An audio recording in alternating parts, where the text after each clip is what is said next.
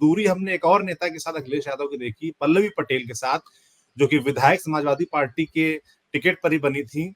मगर लगातार हमने देखा है राज्यसभा चुनाव के बाद से ही कि वो दूरी लगातार बढ़ती गई और वो अब एकदम अलग भी हो गए, गठबंधन में लगभग खत्म हो गया है। और बात चल रही थी कि मायावती से उनकी बातचीत चल रही है, जिसकी तरफ से वो फूलपुर से प्रत्याशी हो सकती हैं बसपा के टिकट पर। मगर अब खबर ये भी है कि ये मुलाकात हो पा रही है या नहीं हो पा रही है। मायावती से मिल पाई है पल्लवी पटेल अभी तक?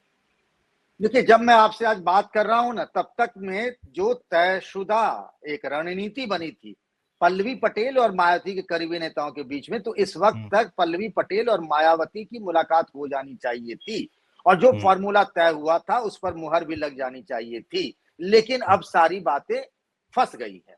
अब आपको कहानी थोड़ा सा विस्तार में बताता हूं। जब ऐसा लगा कि अखिलेश यादव से अब उनके रास्ते अलग हो गए हैं, तो बीएसपी के एक जोनल कोऑर्डिनेटर, जो मंडल कोऑर्डिनेटर कहे जाते हैं, डॉक्टर विजय प्रताप, उन्होंने पल्लवी पटेल से बात की।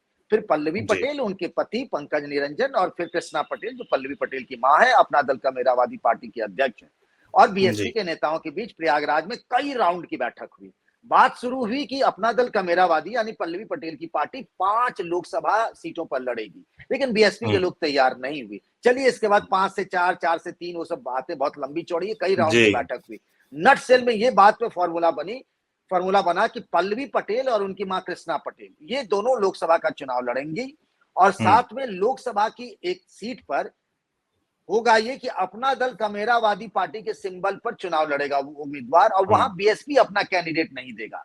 मतलब ऐसा लगेगा नहीं कि बीएसपी और अपना दल कमेरावादी पार्टी के बीच गठबंधन हुआ है, लेकिन बीएसपी वहां अपना कैंडिडेट नहीं देगी और ये दोनों कृष्णा पटेल और पल्लवी पटेल बीएसपी के सिंबल पे लड़ेंगे। उसमें यह तय हुआ था कि पल्लवी पटेल फूलपुर से लड़ेंगे। ठीक है, ये बातें तय हो गई थी। उसके बाद तय हुआ कि भाई इसमें बहन जी यानी मायावती जी की से तो सहमति लेनी पड़ेगी, उनके बिना तो कुछ होना ही नहीं। ये तो कोऑर्डिनेटर और पल्लवी पटेल के नेताओं के बीच आपसी बातचीत थी। मामला ये हुआ कि चलिए अब मायावती जी से मिलवाते हैं और वहां से ये बातें तय कर ली जाएंगी। जब ये बात मायावती जी के पास आई, मुझे लगता बिना मायावती जी से पूछे इतनी सारी चीजें तय हुई होंगी, मतलब मुझे इस बात की संभावना कम लग रही है। ऐसा होता नहीं है बीएसपी में के फैसले लोग अपने से ले ले। जब मायावती जी से मिलाने की और बात फाइनल करने की आई, तो यहां से कंप्लीट नो आ गया। बहन जी की तरफ से कहा गया ना मिलना है ना इस फॉर्मूले पर जाना है। यानी जो ये बात हो रही थी, और आपने देखा होगा पिछले कुछ दिनों से इस तरह की चीजें मीडिया में रिपोर्ट्स भी कुछ आ रही थी कि पल्लवी पटेल बीएसपी से चुनाव लड़ सकती हैं या फिर बीएसपी के साथ उनका गठबंधन हो सकता है।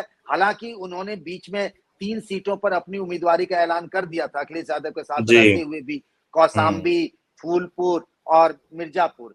उसके बाद उन्होंने तीनों उम्मीदवारी का वापस लेने का भी फैसला कर लिया ताकि अखिलेश यादव से रिश्ते सुधरे, पर ऐसा नहीं हुआ। इस बीच बीएसपी से बातचीत चल रही थी, लेकिन आज की तारीख में वो बीएसपी से भी बातचीत पल्लवी पटेल की टूट गई है। मायावती की तरफ से, उनकी पार्टी की तरफ से ना कर दिया गया है। बिल्कुल, तो अखिलेश यादव से दूरी तो लगातार बढ़ती चली ही गई।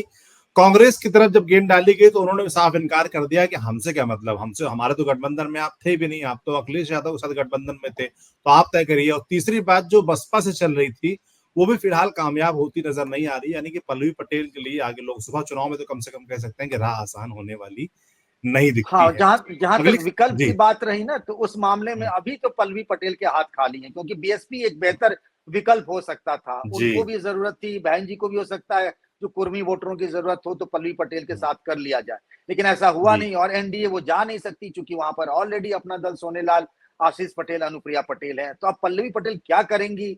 एक स्वामी प्रसाद मौर्य के साथ भी एक अलायंस बनाने की बातचीत है, अभी उस पर भी कोई बात फैसला हुआ नहीं है। बिल्कुल।